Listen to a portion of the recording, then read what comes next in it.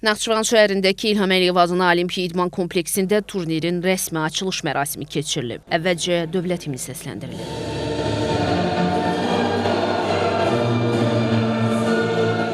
Ümumli lider Heydər Əliyevin və şəhidlərimizin xatirəsi bir dəqiqəlik sükutdan anılıb. Açılış mərasimində çıxış edən Gənclər və İdman Nazirinin müavini, nazir vəzifələrini icra edən Məclis Seyidov, ümumli lider Heydər Əliyevin Azərbaycanda idman inkişafı istiqamətində həyata keçirdiyi siyasətin ölkədə güclü idman ənənələrinin formalaşmasına mühüm töhfə verdiyini bildirib. Qeyd olunub ki, bu siyasət Prezident İlham Əliyev tərəfindən uğurla davam etdirilir. Ölkəmizdə idman infrastrukturunun genişləndirilməsi, gənclərin idmana cəlbi və beynəlxalq arenada əldə olunan nailiyyətlər bunun bariz nümunəsidir.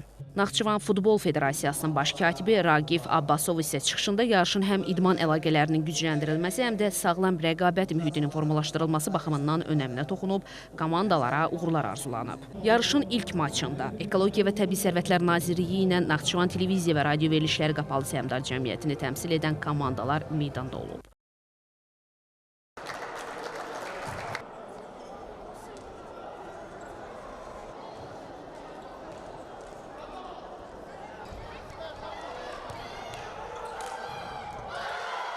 Muxtar Respublikada fəaliyyət göstərən dövlət qurumları arasında futsal çempionatı keçirilir hal-hazırda və bu futsal çempionatı ümumli lider Heydər Əliyevin 103-cü il dönümünə həsr olunubdur və biz də Ekologiya və Təbii Sərvətlər Nazirliyi komandası olaraq buradayıq və hal-hazırda da oyunumuz davam eləyir. Bütün komandalara uğurlar arzulayıram, eləcə də öz komandamıza layiq olan komanda qalib gəlsin. Biz də Naxçıvan televiziyası olaraq bu turnirdə iştirak edirik. İlk yarıda qələbə qazanmışıq. İnşallah uğurlu olar. Görüş NTV komandasının 5-2 hesablı qələbəsi ilə yekunlaşıb.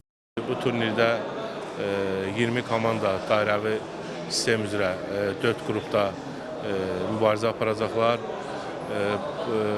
Artıq Muxtar Respublikada aidiyyəti təşkilatlar tərəfindən, yəni təşkilatçılar tərəfindən bu turnir ənənə halını almışdır. Göründüyü kimi də bu turnirə maraq daha yüksəkdir. Qeyd edim ki, bu turnir iyun ayının 27-sində yekunlaşdırılması nəzərdə tutulur. Turnir Naxçıvan Muxtar Respublikası Gənclər və İdman Nazirliyi, AFFA, Azərbaycan Futsal Federasiyası və Naxçıvan Futbol Federasiyasının birgə təşkilatçılığı həyata keçirilir. Qeyd edək ki, yarışda iştirak edən komandalar reqlamentə əsasən 4 qrupa bölünüblər. Qrup oyunları 5 turdan ibarətdir. Bu mərhələdə xal göstəricilərinə uyğun olaraq play-offda iştirak hüququ əldə edəcək komandalar müəyyənləşəcək. Mükafatçılar final və üçüncülük görüşlərində məlum olacaq. İlk 3 yeri tutan komandalara diplom, medal və hədiyyələr, o cümlədən qalib komandaya baş mükafat Heydər Əliyev kuboku təqdim olunacaq. Həsən Məmmədov, Cəmil Məhərrəmov, NTV Xəbər.